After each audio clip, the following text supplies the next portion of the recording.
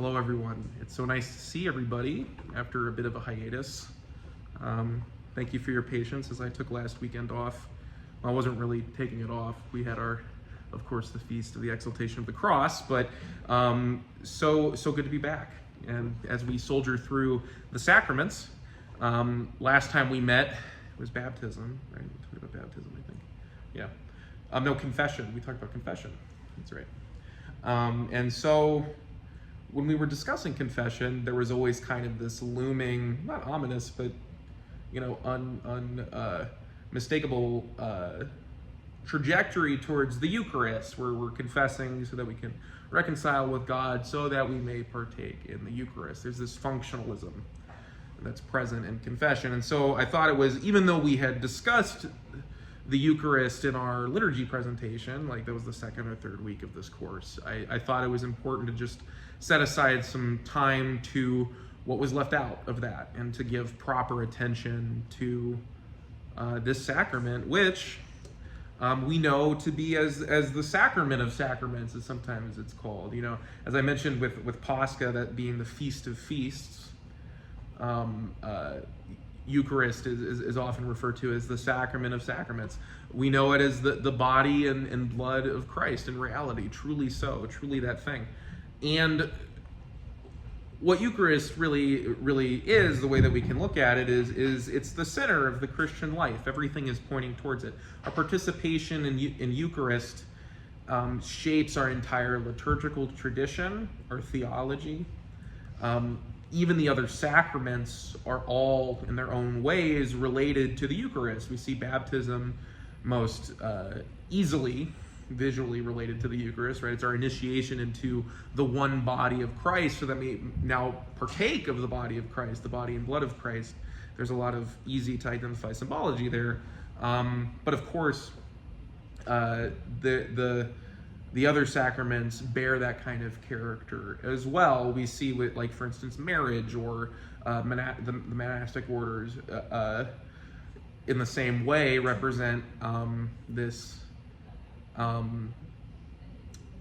enfleshment, where we have two people becoming one flesh, participating in a union that is not just, I'm not to spoil my marriage presentation, which we're going to get to, but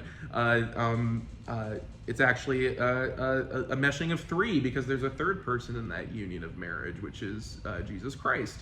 And it points us towards, all these things points us Eucharistically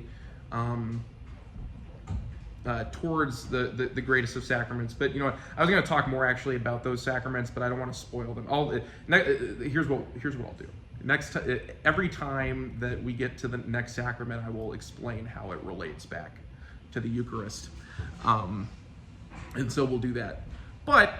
So going back to the slide, what is the Eucharist? I mean, a great way of describing it would be to say that it is a very tangible and immediate revelation of God.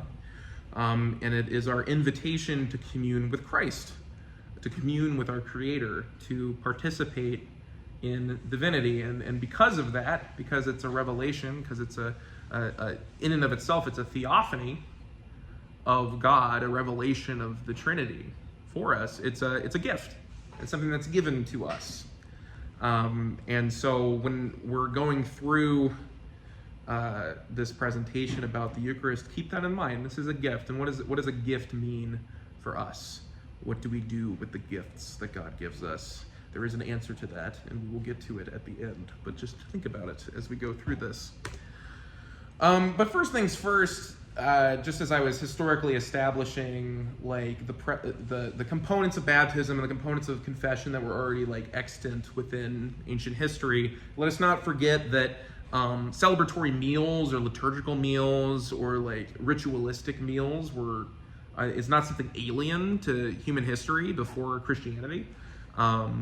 It's well established in pre-Christian society that breaking bread with other people signified far more than just sharing a meal, right? It's far more than just ensuring sustenance and continuing to get the caloric intake that we have so that we can go and do what we're supposed to do. It really involved, at its very essence, this ethos of hospitality, right? Of letting one's guard down, breaking bread with people, right? This is a idiom that we use that has far deeper meaning than simply sharing food with each other. There's a deeper connection going on there, and it's in communal meals and in sharing meals with one another, we are revealing ourselves to one another. You know, when you eat a meal, unless you really don't like that person, you're going to be talking to them and sharing information about yourself and learning more about that person. It facilitates understanding this mealtime that we're talking about. And, you know, all of this was already understood, that meals could be incorporated then into ritualistic worship. So in Judaic, in temple worship, we had the Passover meal, right? When we see the Last Supper, you know, this is not something that, like, Jesus was like, let's do something crazy. No one's ever done this before. We're going to have a meal celebrating the memory of Passover. No, that's why he came into Jerusalem, right? The Last Supper was the Passover meal. And what this was for those who need a refresher, is celebrating the liberation of the Israelites from under the tyranny of the Egyptians, the enslavement of the Egyptians. And also, this meal was signifying and celebrating the fact that God spared his people, delivered his people up out of Egypt. And if we remember, what's like an image in Passover? I'm making this very participatory. I've gotten too used to Bible study, so just get like what's like. There's blood, right, in Passover, smeared across the door frame. What does that blood belong to? A lamb, right? So there, and as we look to Eucharistic imagery and Eucharistic symbology, who's the lamb? Christ, exactly. So we're seeing that connection there, and it's fitting because then we see that this Passover meal being performed by Christ, because whenever Christ performs something in Scripture, performs something for us in his ministry, he's transforming it into something more. And so we see here that the Passover meal is transformed by Christ at the Last Supper when he partakes of this Passover meal, and it becomes a revelation of not just deliverance out of Egypt, not just remembrance of some sort of historical incident, but really and truly our liberation from sin, our liberation from the destructiveness of the passions, right? And so Christ takes the bread and the wine at the Last Supper. He says, "This is my body, this is my blood," right? And he makes that ritualistic act transformative now. It's not just I don't know if this is a real word, rememorative, right? It's not just something that you remember. Commemorative is probably the correct thing to say. But keep that in mind, you know, so we have this historical, it's already something that's historically witnessed, this kind of sharing of a meal. But Christ, as in all things, when he does it, he makes it something different, something more, something transformative, and precisely everything he does as an example for us to imitate so that we may become like him.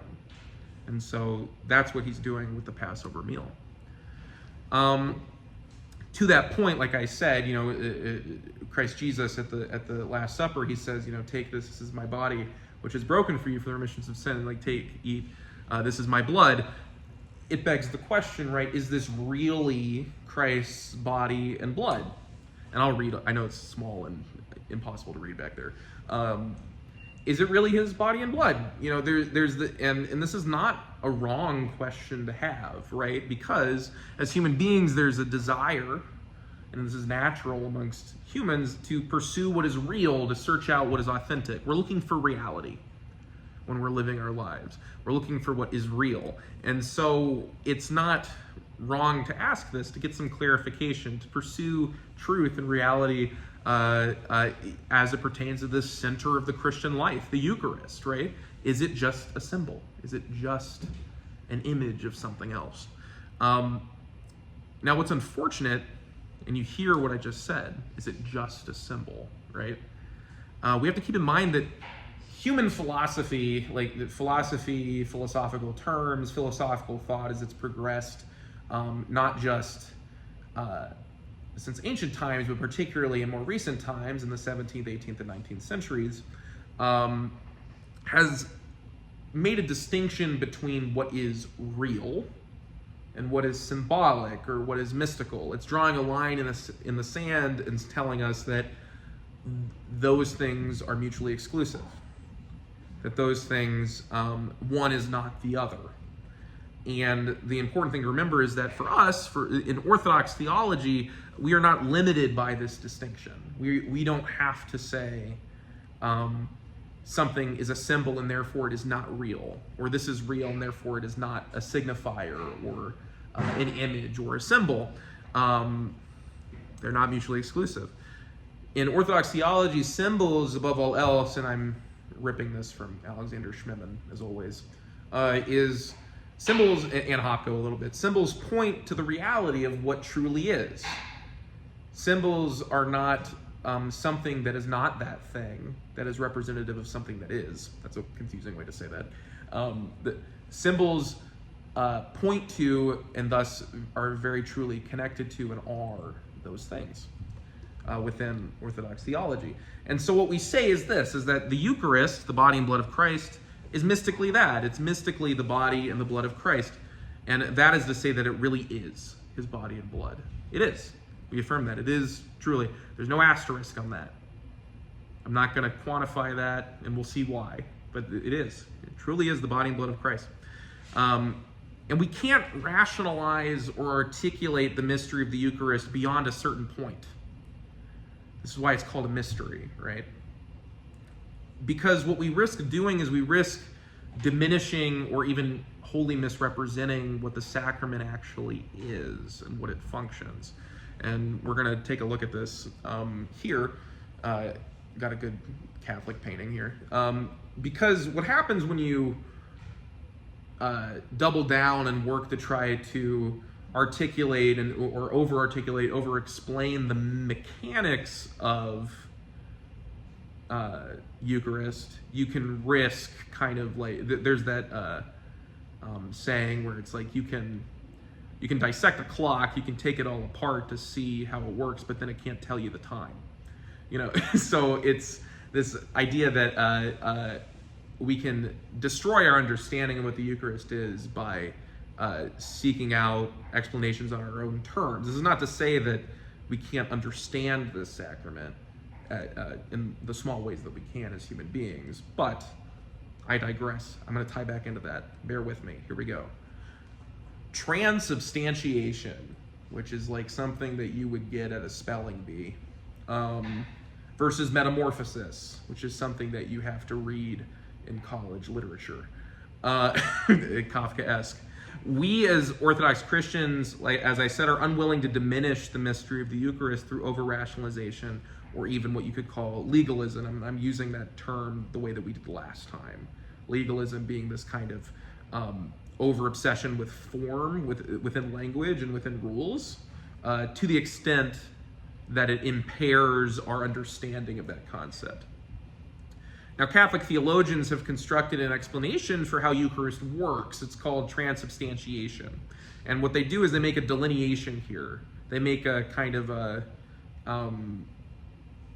they themselves are kind of drawing a line in the sand where they say that the accident meaning in this case, the visible properties, so like the visible properties of the bread and wine remain unchanged, whereas the essence of them is somehow changed into the reality of Christ's body and blood. There are plenty of books about transubstantiation, and I hesitate to even get even deeper into the rabbit hole about that, only because if you notice, is there anything really being said that makes it any clearer in what they just mentioned? It seems to be you're kind of splitting a mystery in half, and now you have two mysteries, and it's like kind of spreading like that. Orthodoxy doesn't even go as far to explore the mechanics of the Eucharist in this way by trying to say, okay, well, it's like this isn't becoming Eucharist, but this is, or this part is, or this is not, or it's doing it in this way at this time. We're not even touching it. We're not going to do that. We're not playing the game. We are opting out of this situation because it's a trap. It's a logical trap. We acknowledge that the Eucharist still maintains the physical properties of bread and wine, right? We see it before us, right? We see when you look in the chalice, you don't see like flesh and blood, right? When we partake of it. Now there is actually, this is maybe too much of a digression, but please just bear with me. There's this in the Russian, either the Russian Typicon, which is rubrics and ordering of services, or some other piece of official Russian publications in the 1800s. There was directives for priests. If you looked in the chalice after the epiclesis and you saw flesh and blood, what would you do? Which is a very interesting thing. Did that ever happen? Or were they just preparing in case that it did? Regardless, the directive was to cover it and wait for that to go away. And pray and hope that it, because that happening in the same way that like an icon weeping or spreading myrrh is not a good sign, right? The Theotokos weeping and weeping tears of myrrh is not a good sign for us. It's a call to repentance, right? So the hope is that it whatever is seen there goes back into what it is. But that's a digression. But as I said, as Orthodox, we don't deny that the Eucharist maintains the physical properties of bread and wine. If you're a deacon in a large church and you have to consume all the gifts at the end, you might feel a little bit sleepy. And I have experienced that as a deacon. So we're not acknowledging that this is still somehow alcohol, or rather, to be more precise, it's still maintaining the properties of alcohol. But what we say is that it has been entirely and holistically transformed into the body and blood of Christ. It has been.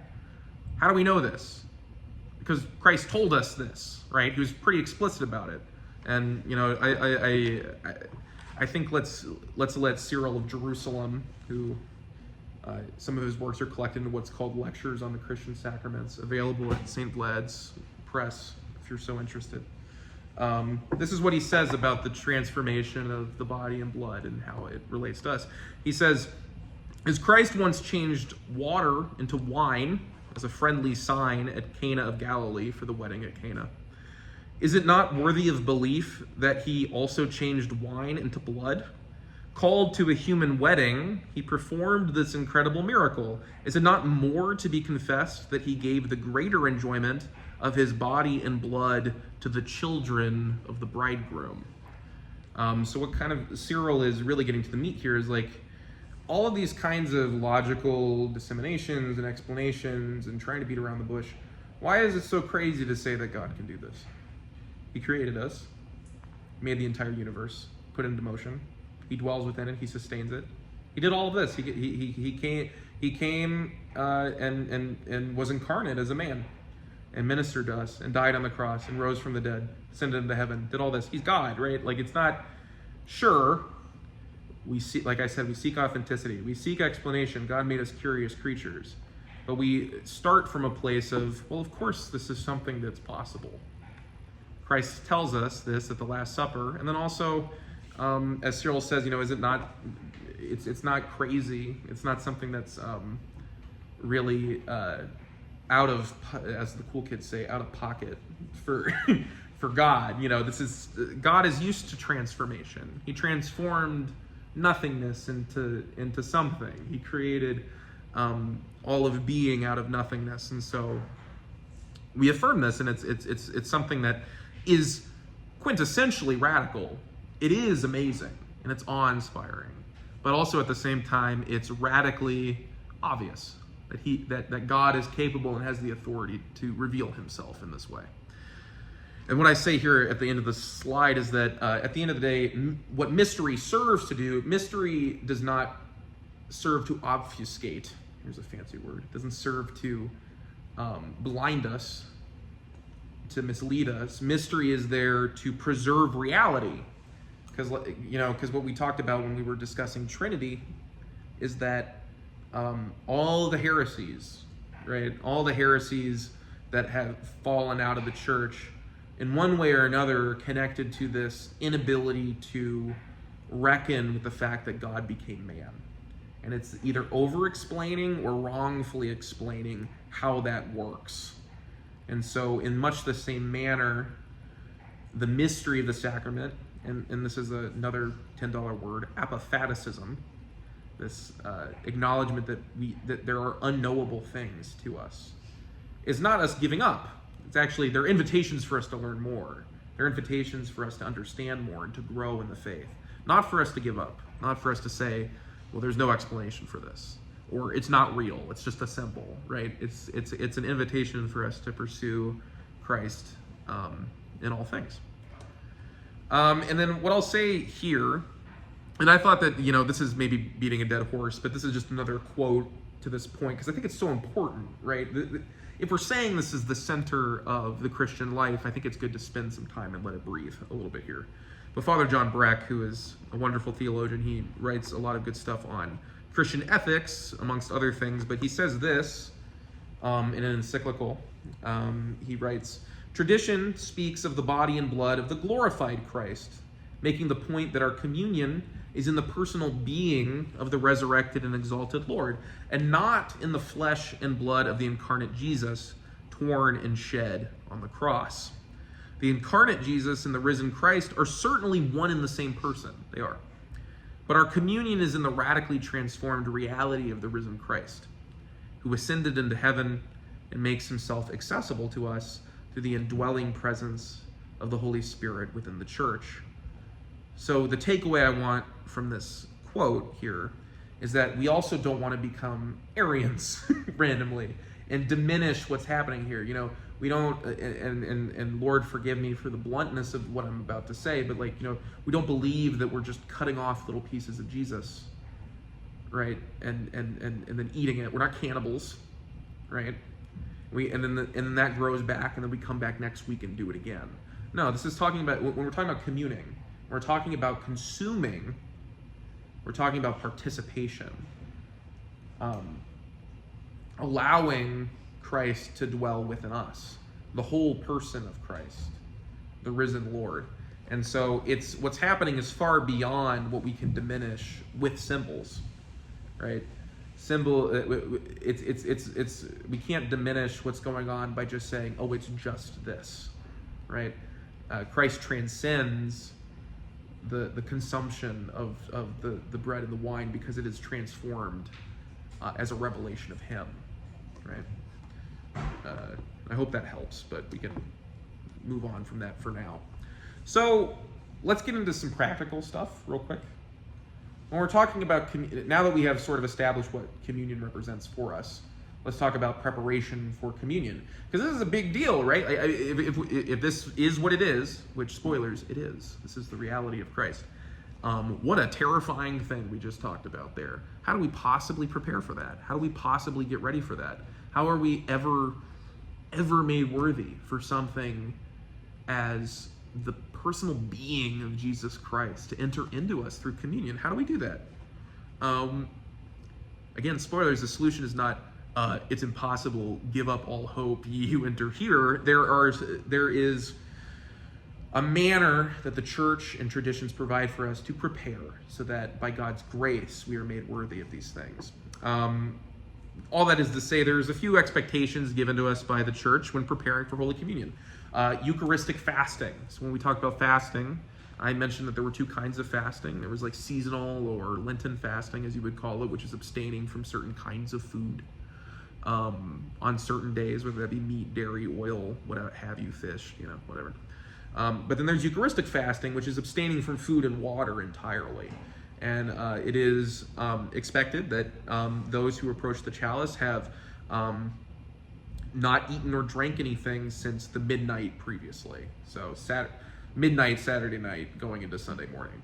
Now, I'm going to stop here and say that there's always dispensation if you work with your priest on this. There's older people that got to take blood medication, like blood thinners and stuff. If they take blood thinners, they got to eat something, right? And they have to take it in the morning. God's grace is not limited, again, by legalism, right? It's not saying, too bad, you better not take your blood thinner or you're going to hell. Let's let's be realistic about the grace that God has. But it all works within the cooperation within the church. So just ask your priest. If there's something like that, you have to drink water for something, just ask your priest. And I'm sure that there's something that we can work out,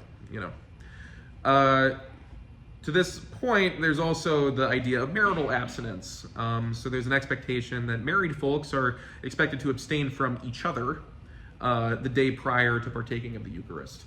And then with and for that purpose, it's not just like, be rude or to punish, married folks. This is this idea that we should be focusing leading up to the Eucharist, but not just the day of, but the day prior. That's why we have Vespers. That's why we have these other kinds of services to prepare us in prayer and devotion. We're going to be busy doing that kind of stuff. And so there's that expectation.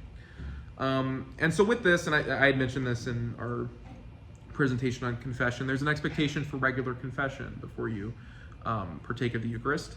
Like I said in the confession presentation, and I'm sorry that recording was no good, there is, again, nuance to this. There's not an expectation within the OCA, and particularly not within this parish, that you confess every time before you commune. It's just something that you work out with the priest. Generally, doing it every major fast is great, if you could. That would make it about 4 times a year. Even more is great.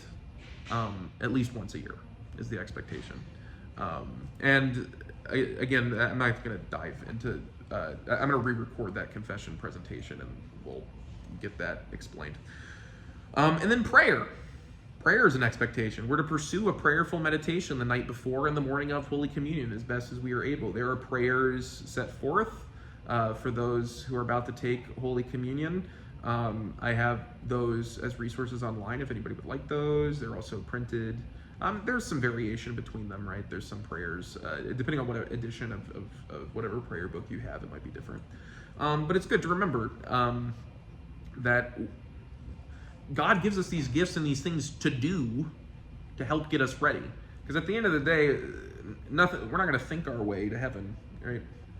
There's nothing that we can do intellectually or just simply through announcement that's going to make us worthy. And so God gives us things to do to help soften our hearts and to help prepare us and help get our minds focused and ready for this sacrament. And then some more practical things. So when approaching the chalice, this is just, I'm just going through the literal physical way of doing it. You're going to cross your arms right over left like so. And you're going to get in line to approach the chalice. Now, what I say here on this slide is just be sure to ignore. Oh my God, scared the heck out of me. Ignore the center analogian and any icon that's on it. The analogian being table, the icon table that's in the center of the church. You'll notice it's good practice to just ignore that because icons, and I'll do a presentation on icons, of course, I'm going to get to it. But good takeaway as it relates to us, that icons are not the very presence of what they're representing. They're images that point us towards higher realities. They're windows to heaven is a good way of expressing them. But when we bring out the Eucharist, when it's time to commune, Christ is there. The very reality of God is present for us. And so you don't need to, it's like, are you going to go hang out with the Elvis impersonator when, maybe that's a bad example, when Elvis is standing over there, to that point is that, or maybe a picture of Elvis. Are you gonna hang out with a picture of Elvis when Elvis is over there? I don't know why I keep mentioning Elvis, but keep that in mind. And so it's just good practice. You're not being disrespectful in church. If you do that, you're actually being very respectful to the level of respect that we should show to the Eucharist. Now, when you approach the priest, still arms crossed, what you do is you're going to state your name for the priest. And the name I'm talking about is your baptismal or Christian name, because that's the name that God knows you by. And we can talk about that when we get into saints and stuff like that a little bit more. But the name that I've chosen, my saint's name, Peter, or if your saint's name is your birth name, that's just as good, and if not more convenient. It's just good to remember that that's the name that is given to you, that identifies you within the Christian life. And so just you can say both names. I'm not saying don't. You can say both names, but it's good to mention your Christian name to me, just so that and also just so I get to know it a little bit better practically, so that I can make sure to sing you many years and stuff on your name's day. Anyways, so. And then particularly what I'll speak to is in local Holy Myrrh Bearers practice, it would be good, if you could, to just close your mouth fully on the spoon. And I think everybody that's who can commune in here, you too, do that perfect. Thank you. You'll see some people will keep their mouth open, and then the spoon will just get kind of flicked or anything like that. That's fine. That's a good practice. But just to ensure that we're not having any spillage, it's good to just, we don't need to get into the minutiae of that. And then allow the servers to wipe your mouth and then kiss the chalice. So allow the servers to clean the particles off of your lips and make sure you're good to go, and then you can kiss the chalice, because we don't want any of that getting onto the chalice, right? Because then that, again, risks it falling onto the ground. We don't want that. We don't want to drop the very presence of Christ, the very body and blood of Christ, onto the ground. That's a very serious thing that we don't want to happen. So, pulling back to the theology of all this, away from the pragmatic, I mentioned gift at the beginning of this presentation. And the Eucharist is really a curious gift. It's a very interesting gift if you think about it, because it's somehow offered up by us and also for us. It's a gift that is given to us, received by us, and then given back to God. Kind of very cyclical. And then even within that, as I'm saying, God is the offer of this gift, and he is also the receiver of this gift then. He also plays both roles. And then yet at the same time, he's also the gift himself, the gifts being the body and blood of Christ. So God is the offerer, the offered, and the thing itself. It's very cyclical. This bloodless sacrifice is cyclical, and it's seemingly paradoxical, but it's ultimately reflective of reality itself, of how real life works. Life, for instance. Life is a gift that is given to us by our Lord. It is something that we participate in and offer back up to him by living the Christian life. And when you look at the very construction of the Eucharist, it exemplifies our ordered relationship with our Creator, this life of worship, of thanksgiving. It's teaching us in its very essence and its very construction how to receive grace. And it teaches us where grace comes from. And the reason I mention that is because it really helps us with this idea of worthiness, right? When we talk about unworthiness in approaching the Eucharist, I think I've mentioned this in several classes by now, is that we'll never be worthy of our own merits. It's impossible. We can't do it. We can't do it. Even when I, as the priest, partake of the Eucharist in front of the altar, I preface my name with the word unworthy. I say the unworthy priest Peter partakes of this. But when we are being taught through the Eucharist how grace works, this gift that is freely given by God so that we may freely give it back, we're not losing any grace in that exchange. We're giving a gift, but now we're participating in it. It's almost like a gift that is given that returns us to the sender of the gift, brings us into communion, brings us into participation of that gift.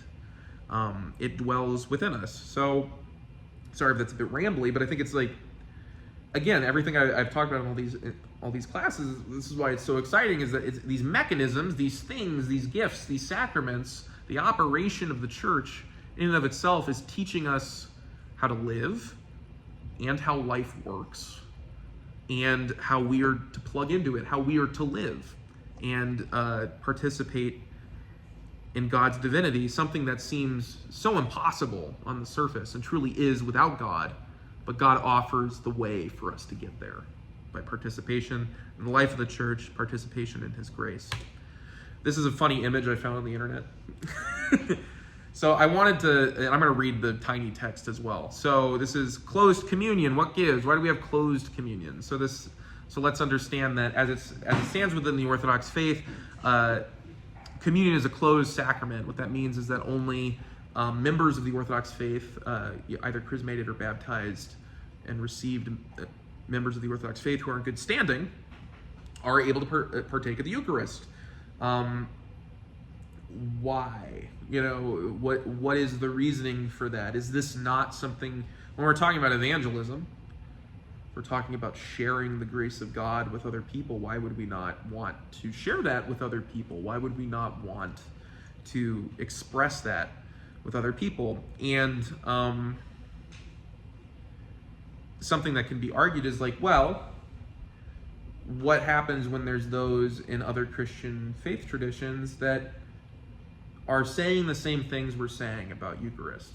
Okay, so it goes beyond, like, there's some with it. There's many within the Protestant tradition who would argue that communion, that Eucharist is purely and they would say merely a symbolic representation.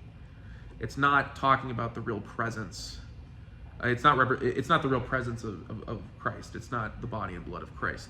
Now, there are some of those in the Protestant tradition that would say, that would be like us and are saying the same things, that no, this is actually the presence. And then, of course, our Catholic brothers and sisters would, of course, say this too, that the host is very much the presence of God. And so it's important to first understand, and what's our time? 4:38. Excellent. Okay, I'm killing it. It's good to remember that, this is, what we're talking about here is not merely about whether one believes that Christ is truly present in the sacrament. That's not why it's a closed communion, because then why would we not let those people do it? It's not just about having the correct intellectual understanding of what the Eucharist is, because, as I've been saying, Eucharist is life itself. And because of that, because of how important it is, what we can say is that Eucharist is not merely a mechanism for maintaining unity with other people. It's not merely a thing where it doesn't simply function as an olive branch with other faiths, right? So it's like, oh, well, we should give them communion so that we all know that we're all in this together and we're all we're all the same. This is ecumenism, which we'll talk about some other time. But instead, what Eucharist is that it reflects the unity, not the unity between these disparate churches, but the unity of ourselves with the one church, our unity with the church, the one body of Christ. And the church hands down through tradition unity through this ecclesial identity. Orthodox, you could call it an Orthodox identity, if you so desire. But there's this way of living. We opt into this as Orthodox Christians. It's not something we force on anyone. It's not something you shouldn't. See anybody on the internet doing that, kick them in the head or something. I don't know. This is, the path of Christ, the life of the church is something that is freely chosen and offered to us, not by some guy, but by God himself. And so what we do by living the life of the church and partaking of the traditions of the Orthodox Church and by partaking in the specific liturgical sacraments of the Orthodox Church is that we are maintaining and expressing what you could call an ecclesial identity, a liturgical identity. And this is a way of living that is defined by our obedience to a very specific kind of prayer, of liturgy, of episcopality, and this all kind of forms an ethos, an Orthodox way of thinking, an Orthodox way of life that goes far beyond just something that we attest to or that we affirm on the message boards on the internet, right? This is something that we live and that we seek to be, that we hopefully by God's grace are. And so what we need to remember, though, is that in this case, that the closed communion then is not a condemnation of other faiths in their worship. Us having a closed communion is not saying, well, you're wrong and awful, and nobody likes you.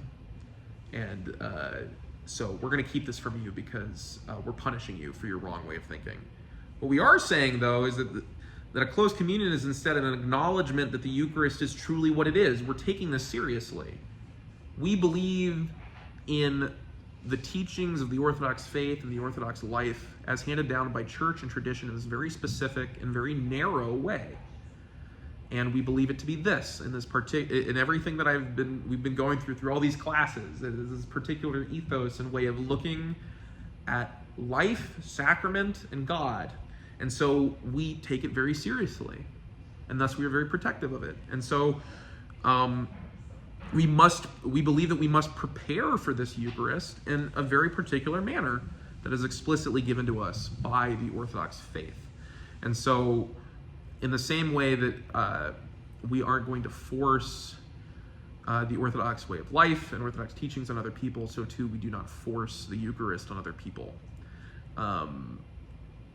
And reversed, we don't, the participation in the sacraments is this understanding that we are all doing so rightfully, right? That we're all doing it in the best manner that we can. That's what we were talking about, right? Prayer, fasting, doing our best to make ourselves whole through reconciliation and confession by living the life that God sets out for us. And then, only then, by His grace, we are then made worthy to partake of the sacrament. And so it's a powerful thing. And I always end on like a kind of a random place in these presentations, but here we are, it's over. Want to thank you all for that. This was I guess it ended up not being a shorter one, but I appreciate all of your guys' time. Thank you.